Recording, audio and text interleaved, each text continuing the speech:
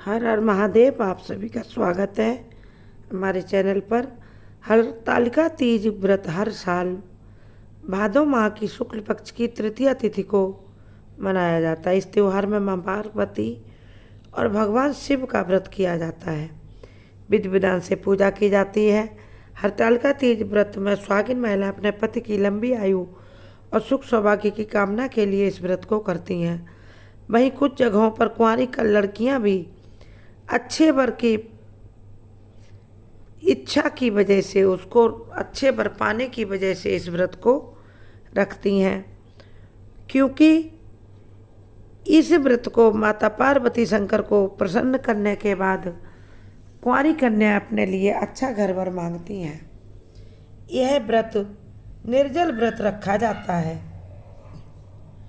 इसलिए बेहद कठिन व्रत में इसकी गिनती होती है। इस दिन महिलाएं बिना अन्न जल ग्रहण किए पूरे दिन निर्जला व्रत करती हैं। 24 घंटे का निर्जला व्रत होता है। हरतालिका तीज व्रत खास तौर से उत्तर भारत के राजस्थान, उत्तर प्रदेश, मध्य प्रदेश, बिहार और झारखंड में बहुत धूमधाम से मनाया जाता है। इस बार का हरतालिका तीज व्रत 6 सितंबर 2024 को मनाया जाएगा, इसलिए इसमें अब आप कोई संदेह ना करें, ये इसी दिन मनाया जाएगा। आप जानते हैं इसका पूजा मुहूर्त कब है और इसका महत्व क्या है। सबसे पहले माता पार्वती और भोलेनाथ के भक्त चैनल जरूर सब्सक्राइब करें और वीडियो को लाइक और शेयर करें तथा कमेंट बॉक्स में जय माँ पार्वती और हर हर महादेव अवश्य लिखें। इस व्रत का महत्व बहुत अधिक है, क्योंकि एक कथा के अनुसार माता पार्वती को उनके पिता उनकी इच्छा के विरुद्ध भगवान विष्णु से शादी कराना चाहते थे। तब माता पार्वती के सहेली ने उन्हें अपने साथ घने जंगल में ले जाकर छिपा दिया और वहाँ माता पार्वती ने भोलेनाथ की तपस्या की। इस कहानी में हरत का मतलब अपहरण और तालिका का मतलब होता सहेली। सहेली ने माता पार्वती का हरण करके शिव से मिलाने के लिए पार्वती से एक गुफा में ले जाकर तपस्या करवाई थी, इसीलिए इसका नाम हरतालिका तीज व्रत है। हरतालिका तीज की पूजा सुबह स्नान करने के बाद आप सुंदर, अच्छे, साफ, स्वस्थ, साफ हों कपड़े, जरूरी नहीं नए हों, साफ हों और धुले हुए हों तथा लाल रंग के कपड़े पहने तो बहुत अच्छा, माता पार्वती प्रसन्न होती हैं। इनको स्नान करके पहने। फिर सुबह के समय पूजा के लिए आप सारी पूजा की सामग्री जुटा लें और प्रदोष काल में भी पूजा की जाती है हरतालिका व्रत के दिन, तथा रात में भी आप ये 12 बजे के बाद आरती होती है, शाम में आरती होती है और सुबह आरती की जाती है। पूजा के दौरान हरतालिका की कथा भी सुनाई जाती है। कथा मैंने इससे पहले एक वीडियो में डाली है, आप वहाँ से सुन सकते हैं। और कुछ प्रदेशों में, कर्नाटक, आंध्र प्रदेश, तमिलनाडु में इस व्रत को ग्वारी हवा के नाम से जाना जाता है। वहाँ महिलाएं सुखी वैवाहिक जीवन का आशीर्वाद पाने के लिए इस व्रत को करती हैं। आइए जानते हैं इस व्रत की विधि डिटेल से। इससे पहले फिर रिक्वेस्ट, चैनल जरूर सब्सक्राइब करें। महादेव के सभी भक्त और हर हर महादेव कमेंट बॉक्स में लिखें। भोलेनाथ की कृपा सदैव आपको मिलती रहेगी। हरतालिका तीज व्रत भादों के महीने में शुक्ल पक्ष की तृतीया को रखा जाता है। इस बार 5 सितंबर को 12:21 पर यह शुरू होगा। इस तिथि का समापन 6 सितंबर को शाम 3:01 पर होगा। इसीलिए उदया तिथि की वजह से, उदया तिथि जिस दिन सुबह ये तिथि रहती है उसके हिसाब से 6 सितंबर को प्रातः 6:01 से भी प्रातः 8:32 तक शुभ पूजा का मुहूर्त रहेगा। कुल मिलाकर आपको 2.5 घंटे का समय मिल रहा है। और उसके बाद हम आपको बताते हैं व्रत के नियम।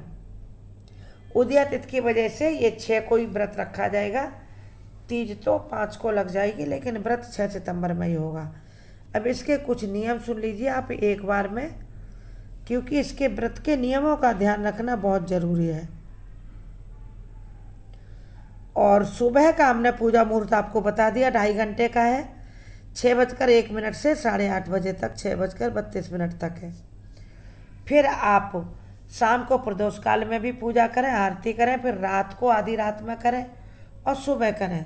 और रात भर आपको जागरण करना है और भगवान भोलेनाथ के भजन करें। कुछ आप अपने सहेलियों को और साथ की औरतों को जो और व्रत उनको बुलाकर ढोलक बजाएं, नाचें, गाएं, माता पार्वती के भजन गाएं, भोलेनाथ के भजन गाएं, राम के गाएं, किसी के भी गाएं, भजन करें, कीर्तन करें, नहीं तो ओम नमः शिवाय अखंड जाप करें।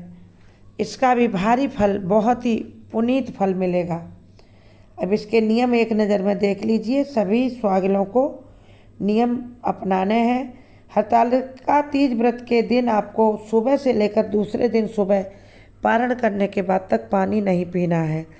एक बार किसी व्यक्ति द्वारा हरतालिका तीज व्रत का पालन करने के बाद इसे छोड़ा नहीं जाता, इसलिए यह व्रत सोच समझ कर आप धारण करें।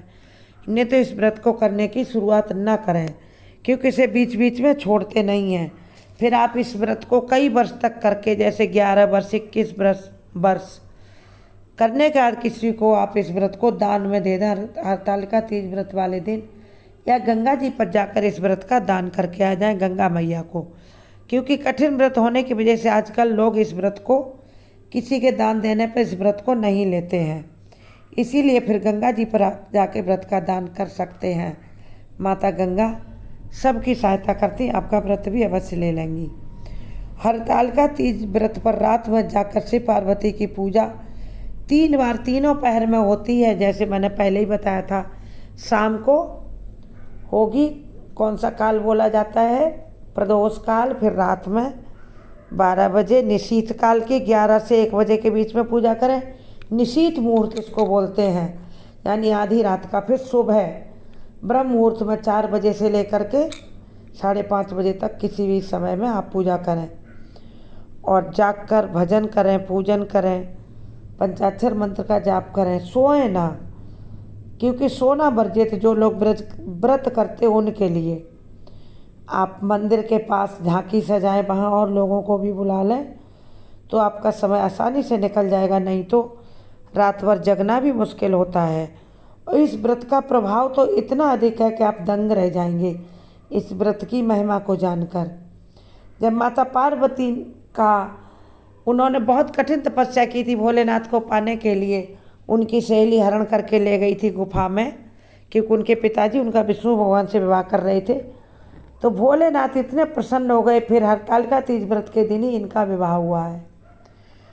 तो जब आशुतोष भगवान भोलेनाथ को माता पार्वती ने प्रसन्न करके उनको पति रूप में प्राप्त कर लिया, तो फिर जो भी स्वागिन महिलाएं या कुंवारी कन्याएं इस व्रत को करती हैं, जिस भी मनोकामना को रखकर आप अपने मन में व्रत करें, वह माता पार्वती भोलेनाथ से अवश्य कह दें, क्योंकि वह आशुतोष हैं, बड़ी जल्दी प्रसन्न होते हैं और अपने भक्तों की हर मनोकामना पूर्ण करते हैं।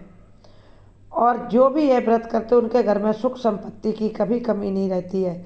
अखंड सौभाग्य तो मिलता ही मिलता है। कुंवारी कन्याओं को मनचाहा घर भर मिलता है, अच्छा पति मिलता है और वह कन्याएं बहुत सुखी रहती हैं अपने ससुराल में। तथा जो भी इस व्रत को करता है धन धान्य से संपन्न होता है। माता लक्ष्मी भरपूर कृपा करती हैं, क्योंकि माता लक्ष्मी भी प्रसन्न होती हैं जो भी भोलेनाथ पार्वती माता के इस व्रत को करता है।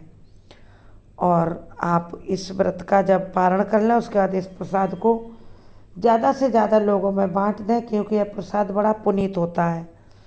और इस दिन आप माता पार्वती को सुख सौभाग्य के चिन्ह यानी सुहाग के सभी सामान चढ़ाएं अपनी श्रद्धा के अनुसार। श्रद्धा हो तो साड़ी, ब्लाउज, चुनरी भी चढ़ाएं, नहीं तो सिर्फ सुहाग का सामान भी आप चढ़ाकर माता पार्वती को प्रसन्न कर सकते हैं। ऋतु फल चढ़ाएं, ऋतु और सूखे मेवे भी चढ़ा दें। जितना आप अपनी क्षमता के अनुसार व्रत करेंगे उतना ही भोलेनाथ माता पार्वती दोनों प्रसन्न होंगे, आपकी जय जयकार होगी। क्योंकि जो भगवान की यश कीर्ति को बढ़ाता है, भगवान उसकी यश कीर्ति को बढ़ाते हैं, यह बात सत्य है। आप सभी हमारे चैनल को सब्सक्राइब करें, बेल आइकन भी दबाएं। हर हर महादेव।